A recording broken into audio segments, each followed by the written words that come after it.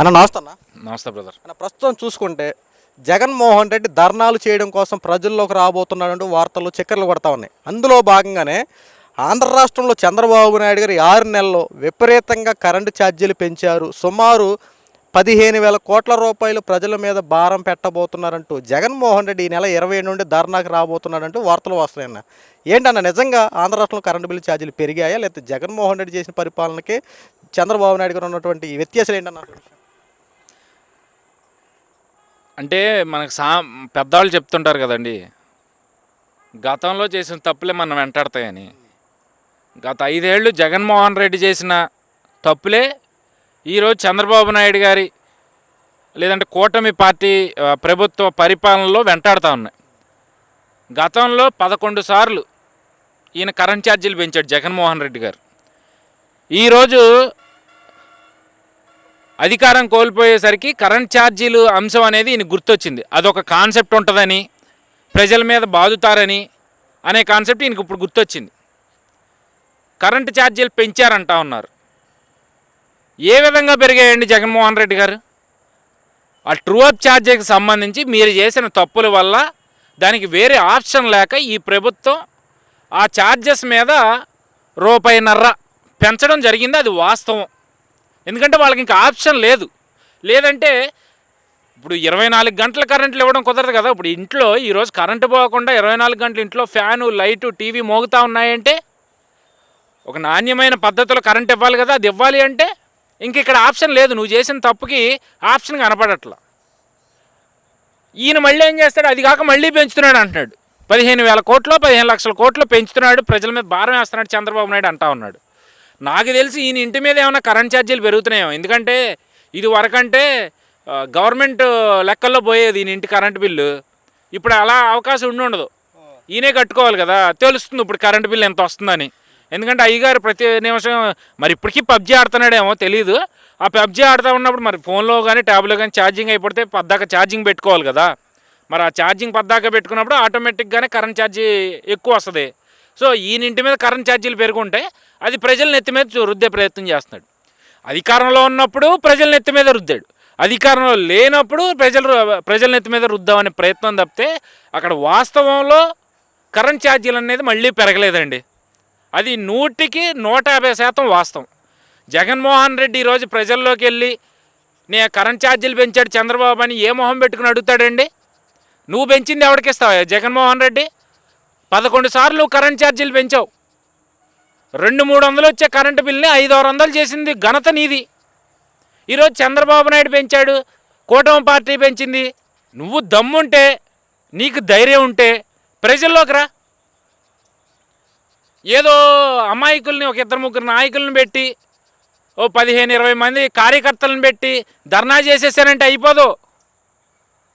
మీ రెడ్డి ధ్వజం అంతా కూడా ఎక్కడుంది? ఈ ధర్నాల్లో ఎక్కడన్నా పాల్గొన్నారా? రోజారెడ్డి ఎక్కడన్నా పాల్గొందా? రామచంద్రారెడ్డి ఎక్కడన్నా పాల్గొన్నాడా? విజయసాయిరెడ్డి ఎక్కడన్నా పాల్గొన్నాడా? వైవి సుబ్బారెడ్డి ఎక్కడన్నా పాల్గొన్నాడా? బెంగళూరులో కూర్చోవడం, ఏదో టైంపాస్కి హైదరాబాద్ వచ్చి 1 గంట ప్రెస్ మీట్ పెట్టడం, లేదా అమరావతికి తాడేపల్లి వచ్చి అక్కడ ప్రెస్ మీట్ పెట్టడం, మళ్ళీ గంట తర్వాత తిరిగి మళ్ళీ బెంగళూరు వెళ్ళిపోవడం. ఇదే పరిస్థితి, ఇదే పద్ధతి తప్ప జగన్మోహన్ రెడ్డి ఆయన నేను ఇందా చెప్పినట్టుగా అధికారంలో ఉన్నా అధికారంలో లేకపోయినా ఏదైనా సరే ప్రజల నెత్తి మీద రుద్దే ప్రయత్నమే తప్ప ప్రజల కోసం పోరాటం చేయాలన్న చిత్తశుద్ధి కానీ అసలు ఆలోచన కూడా ఆయన మైండ్లోకి రాదండి. ఆయనకి ఎంతవరకు కింద అధికారం ఉండాలి, కూర్చోడానికి చక్కగా దర్జా కూర్చో ఉండాలి. ఇలా చేతులు కట్టుకొని బల్ల మీద అలా చేతులు పెట్టి స్పైడర్లో భైరవ కనుక నవ్వినట్టుగా ఆ పనికిమాల నవ్వు ఒకటి నవ్వుకుంటా అది కష్టమా నష్టమా సంతోషమా అని ఏ సిచ్యువేషన్ అని చూడ్డు, ఎప్పుడు ఆ పనికిమాల నవ్వు ఒకటి నవ్వుకుంటా కాలయాపన చేస్తాడు. ఇక ఆ కరెంట్ ఛార్జీల గురించి కూడా ఇక ఆయనకి వేరే ఉద్దేశం లేదండి. ప్రజలకి ఏదో చేసేయాలి, ప్రజల కోసం మనం పాటుపడాలి, ప్రజల కోసం మనం ప్రజల్లోకి వెళ్ళాలి అని ఏనాడు ఆయనకి మీరు అనుకుంటారేమో. సర్లే ఆయన కూడా 5 ఏళ్ళు ముఖ్యమంత్రిగా చేశాడు కదా, తప్పు తెలుసుకుని ఉంటాడులే, ఆ తప్పు నుంచి నేర్చుకుని ఇప్పుడు ప్రజల కోసం కష్టపడతాడేమో అని మీరు అనుకుంటారేమో. ఆయన డిఎన్ఏలో లేదండి ఆ పద్ధతి. ఆయన డిఎన్ఏలో లేదు. ఎందుకంటే వాళ్ళ తాతగారి బుద్ధులు అని చెప్తారు ఆయన తాతగారి బుద్ధుల గురించి నేను విన్నాను. ఆయన ఎప్పుడు ఆయన స్వార్థం, ఆయన కుటుంబ స్వార్థమే చూసుకునేవాడు కానీ ప్రజల క్షేమం ఎప్పుడు చూసేవాడు కాదంట. ఆయన తాత ఈయన రాజారెడ్డికే జగన్మోహన్ రెడ్డి తాతలా తయారయ్యాడు. ఎంతవరకు ఈయన ఆ స్విస్ బ్యాంక్ అకౌంట్లో ఉన్న ఆస్తులు పెంచుకోవాలి, ఎందుకంటే 46,000 కోట్లు ఈడీ అటాచ్ చేసింది కదా. మరి ఆ పోయిన డబ్బంతా కూడా ఎలా సంపాదించుకోవాలి? ఏదో విధంగా సంపాదించుకోవాలి. అధికారం పోయింది, ఏం చేస్తాడు పాపం? ఏదో విధంగా ప్రజల మీద అబద్ధం రుద్దేసి ప్రజలు నమ్మించేయాలని చూశాడు, ఇసుక మీద నమ్మించాలని చూశాడు. అవకాశం దొరకట్లా. ప్రజలందరూ ఫ్రీ ఇసుక కదా, అందులో అవినీతి ఏముందని చెప్పి ప్రజలు నమ్మారు. అమరావతి మీద నమ్మిద్దామని చూశాడు. ఈ 6 నెలల్లో మళ్ళీ అమరావతి మీద అబద్ధ ప్రచారం మొదలుపెట్టాడు. ప్రజలు ఎవరో నమ్మట్లేదు. లేదా రైతులు మోసం చేశాడని చెప్పి మొన్న ఏదో ధర్నాలు చేశాడు. ఆ ధర్నా కూడా ఎవడో పట్టించుకోలేదు. ఈరోజు కరెంట్ ఛార్జీల మీద ధర్నా చేస్తాను రేపు 27 అంటున్నాడు. ఎంతవరకు ఏంటంటే డైవర్షన్ పాలిటిక్స్, ప్రజల మీద ఇచ్చేసేయాలి, ప్రజలను ఏదో విధంగా నమ్మించాలనే ప్రయత్నం తప్పితే ప్రజల కోసం ఆయన చిత్తశుద్ధిగా ప్రజల్లోకి వస్తున్నాడనే ఏమన్నా ఆలోచన మీకుంటే మాత్రం దయచేసి ప్రతి ఒక్కరికి చేతులెత్తి నమస్కరిస్తా చెప్తా ఉన్నా, ఆ ఆలోచన మాత్రం మీ మైండ్లోకి నానివ్వకండి. ఎందుకంటే ఎందుకనేది మీరు గత 5 ఏళ్ళు చూశారు కాబట్టి అదే ఉదాహరణగా తీసుకోవచ్చు.